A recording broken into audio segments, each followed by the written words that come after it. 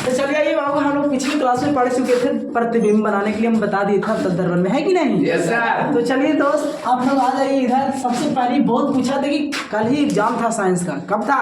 कल। तो first sitting और सेकंड सिटिंग भाई बहुत पूछा है इससे। Yes sir. यहाँ से 2 क्वेश्चन पूछ दिया बस। Yes sir. एक ये पूछा और एक देखो हजामत पूछ दिया, बस समझ रहे हैं ना? जी सर। तो आइए बाबू, बहुत पूछता है, इसको याद कर ही लेना है कि नहीं? Yes sir. चलिए सबसे पहले अवतल दर्पण का उपयोग हम लोग पढ़ लेते हैं, है कि ना? Yes sir. तो आइए, पहला है आपका दाढ़ी बनाने में, कुछ बनाने में। तो बोलिए दाढ़ी बनाने में कौन सा दर्पण? बोलिए अवतल दर्पण। कौन सा दर्पण? याद होगा ना? Yes sir. आगे बताओ बाबू, गाड़ी की हेडलाइट, गाड़ी के हेड के ऊपर एक आईना लटकल रहता है जी, जी सर। जरा हम लोग बोलते हैं जहाँ पर नींबू मिर्चाई लटकल ना रहता यस सर। है, पतला सा आईना। जी सर। बलोरो बैठे थे लेकिन ध्यान नहीं देते आप लोग। तो वो है बोलेंगे गाड़ी की हेडलाइट में कौन सा दर्पण? बोलो अवतल। कैसा? आ गया बाबू सोलर कुकर। कौन कुकर? सोलर कुकर या सौर कुकर में किस दर्पण का उपयोग होता है? तो बोलेंगे अवतल दर्पण। कौन दर्पण? क्योंकि सौर कुकर के अंदर प्रेशर जब भी बनाएगा, प्रकाश आएगा ना, प्रकाश की सहायता से खाना बनाता है। किसकी सहायता से? प्रकाश क्या करता है? सोलर सेल के पास आता है, नीचे कोजी पूरा यानी क्या करता है? यानी टेम्परेचर को बढ़ाता है कि ना, खाना बनता है। जिस दिन बाबू अगर प्रकाश नहीं रहेगा, सोलर सेल चार्ज नहीं होगा तो खाना नहीं बनेगा। जैसे बादल वाला दिन, अंधेरा रात में, आया समझ में? जब तक हाँ तब पूछता है ये भी क्वेश्चन कि बताइए सौर कुकर में खाना किस दिन नहीं बनता है? तो बादलों वाला दिन। कौन वाला दिन? मार देगा सबको। हाँ तो आइए, उसके बाद है अगला हजामत बनाने में, कुछ बनाने में, दाढ़ी मोछ ये सब जो बोलिए बाबू, सब बनाने में कौन सा दर्पण? अवतल दर्पण। अगला है आपका बाबू आँख, किसमें? ये क्वेश्चन पूछा है दोनों, हजामत और आँख, नाक, कान, दांत आदि को चेक करने में डॉक्टर के द्वारा, चिकित्सक के द्वारा अवतल दर्पण का उपयोग होता है। कौन सा दर्पण बाबू? याद हो जाएगा ना? आगे है आपका बाबू उत्तल दर्पण का उपयोग। किसका? उत्तल दर्पण का उपयोग जैसे हम लोग गाड़ी चला रहे थे तब पीछे से, कहाँ से?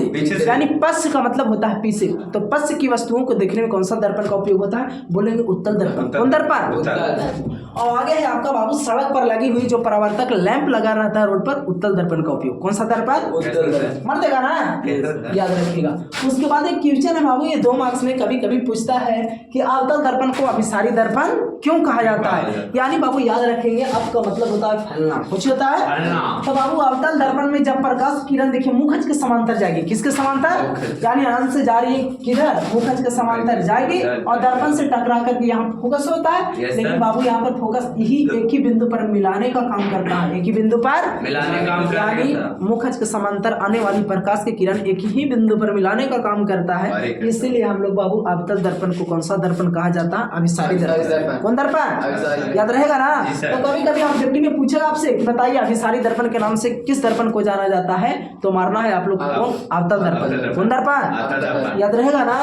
आगे आ जाइए। उसके बाद है आपका उत्तल दर्पण। कौन दर्पण? उत्तल दर्पण को अपसारी। कौन दर्पण? अपसारी दर्पण क्यों कहा जाता है? हम लोग बोलेंगे इसमें कि देखिए मुखज के समांतर प्रकाश की किरण गया है और देखिए ये बाबू टकरा करके चला गया, फिर यहाँ देखिए मुखज के समांतर है, दर्पण से टकरा करके चला गया। लेकिन बाबू उत्तल दर्पण में कल्पना करेंगे कि ये ना इधर आ रहा है कि इधर उधर, तो इन्हें आता है तब बताइए फोकस तो करने जाना चाहिए।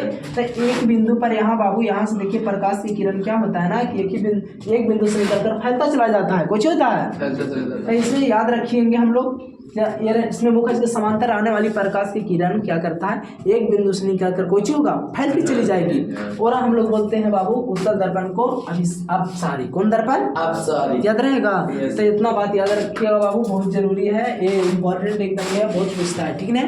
और आप लोग को भी पूछा जाएगा, ठीक? तो फिर बाबू नेक्स्ट वीडियो यार सब्सक्राइब लाइक करल कीजिए।